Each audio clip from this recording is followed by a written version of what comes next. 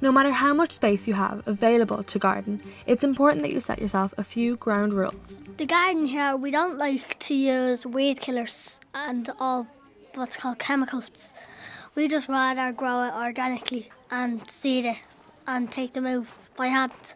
The chemicals mix with plants and then the plants just don't taste as organic as normal. And the chemicals will kill insects that are good for the plants.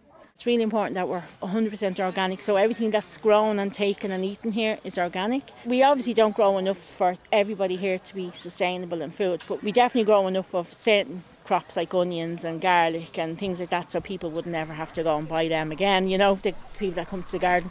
It's hard to say one change, but if it was one, I would definitely say don't use any chemicals. If you grow your garden, that you encourage beneficial insects, they do the work for you, and so that all the insects that would have been a problem are now no longer a problem. Like they're just there, part of your garden.